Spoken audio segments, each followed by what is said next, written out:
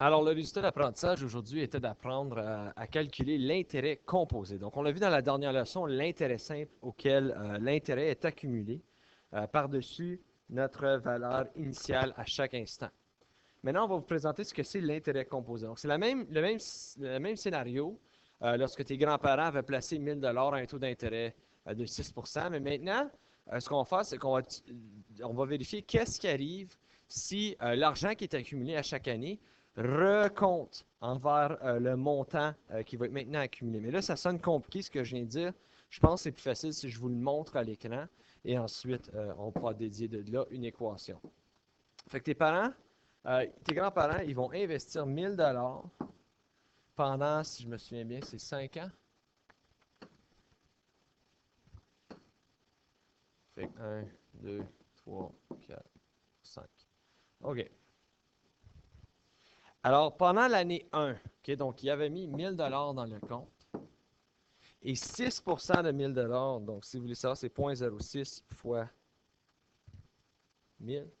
Ça vous donne donc 60 dollars. Ce qui veut dire qu'à date, vous avez accumulé 60 dollars d'intérêt. Ça ne change pas de l'intérêt simple. Mais la différence, c'est maintenant, je suis rendu, je garde et j'ajoute ce montant-là au montant initial pour la deuxième année. Donc maintenant, hein, à la fin de la première année, le solde de mon compte est 1060 dollars.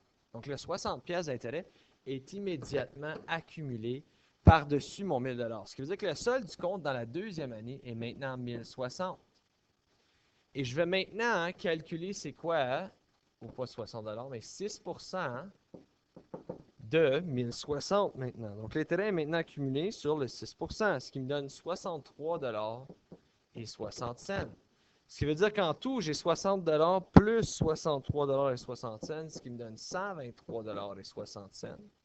Ce qui veut dire qu'à date, je suis rendu à 1100, pardon, pas 1200, là, 1123 et 60 cents qui sont accumulés après 2 ans, au lieu de 1120. Donc, j'ai accumulé un peu plus d'argent.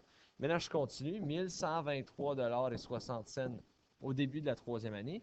Il y a 6% qui va être accumulé sur ceci, ce qui me donne 67 et 42 cents qui vont être accumulés à la fin de cette année. Donc, si j'additionne 67 et 42 cents à mon 123 et 60, je sais que j'ai maintenant 191 et 2 cents d'accumulé. Ce qui veut dire qu'en tout, je suis rendu à 1191 et 2 cents dans mon compte. Donc, à la quatrième année, j'ai 1191 et 2 cents dans mon compte. 6% de ceci, ça va donc me donner 71 et 46 cents. Ce qui va donc me donner 262 et 48 cents. Donc, je suis rendu à 1262 et 48 cents. Et ceci va continuer, etc., etc., etc. Mais ce qui est important de noter ici, pardon, pas celui-là, de lui à lui, j'avais 1000 au début. Il y a une régularité. Tout le long, 1000, c'est comme dire 1000 fois 1,06. Ça, c'est égal à 1060. 1060 fois 1,06. Ça, c'est égal à 1123 et 60. Donc là, il y a un fois 1,06 fois 1,06 fois 1,06. Donc, ça a l'air comme si on deal avec une fonction exponentielle. Et donc, ça, ce tableau-là est peut-être un peu complexe, mais voici l'équation que je vous donne. M est égal à C fois 1 plus I exposé à N, ce qui ne change pas vraiment ce que vous connaissez déjà à propos des fonctions exponentielles. M, c'est ta valeur finale. C, c'est ton capital ou ta valeur initiale, si vous voulez, le montant d'argent dans le compte ou de l'emprunt. Puis I, c'est ton taux d'intérêt. Puis à la fin de tout ça, N, c'est le nombre de périodes accumulées. Fait qu'on utilise tout le temps cette équation-là, puis ça nous facilite la tâche lorsqu'on liste notre information. Alors, pour commencer, Alexia a reçu 1000 $.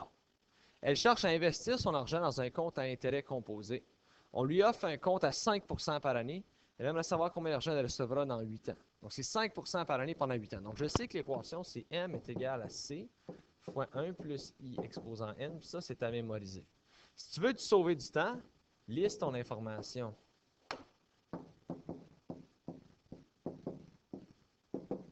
Fait que M ici, c'est ma valeur finale. Elle veut savoir combien d'argent elle recevra dans 8 ans. So, elle ne sait pas encore, donc M, c'est M. C, c'est combien d'argent qu'elle a mis dans le compte originalement, ce qui est 1000 $ ici. Donc, elle a reçu 1000 $ et elle l'a investi. I, ici, le taux d'intérêt, c'est 5 %. Donc, ici, tu dois le mettre en décimale, c'est 0,05. Et le temps, N est égal à 8. Donc, je prends mon équation, M est égal à 1000 fois 1,05, parce que c'est 1 plus mon intérêt, exposant 8. Donc là, tu prends ta calculatrice, tu commences avec ton exposant. 1,05 exposant 8. Ça te donne ceci. Touche à rien, fais ça fois 1000. Ça donne 1477 et 46 cents. Donc, si jamais qu'elle a investi 1000 $ aujourd'hui, elle va avoir 1477 et 46 cents. Et je viens de péter ma calculatrice graphique de 100 $. Excellent. Donc, on continue. Pour acheter une nouvelle guitare, Gaston emprunte 650 $ qu'il prévoit rembourser dans 5 ans. OK. La banque exige un intérêt de 12 % par année composé annuellement. Alors ici, Gaston, il cherche à savoir combien d'argent est-ce qu'il va devoir. Donc, c'est encore une fois, c'est un cas d'intérêt composé. Donc, je liste mon équation. Puis là, je liste mon information, super important. Je ne connais pas combien d'argent qu'il va devoir à la fin, ça c'est ma valeur finale. Mais je connais combien d'argent qu'il a emprunté, c'est 650 $. Mon taux d'intérêt, c'est 12 %, donc c'est 0,12 en décimale. Et N, c'est le nombre de temps, donc j'ai 5 ans qui ont passé. Alors, je plug ça dans mon équation, ça va me donner M est égal à 150 fois 1,12 exposant 5. Alors maintenant, je calcule ceci, 1,12 exposant 5 en premier. Tout ceci fois 650, ça devrait te donner 1145 $ et 52 cents qu'il va devoir après 5 ans. Là, on dit combien d'intérêts Gaston est-ce qu'il va devoir payer? Fait que là, Gaston, il a emprunté 150 $, il va devoir 1145 et 52. Donc, si on veut savoir combien d'intérêts qu'il a accumulé, tu as juste à dire que tu vas faire M moins C. Donc, ta valeur finale moins ta valeur initiale. Fait que ça va te donner 1145 et 52 moins 650. Ce qui va donc te donner 495 et 52 en termes de dollars. Voilà le montant final. Alors, ceci met fin à la leçon d'aujourd'hui. Si jamais vous avez des questions, n'hésitez pas à m'envoyer un message sur Edmodo.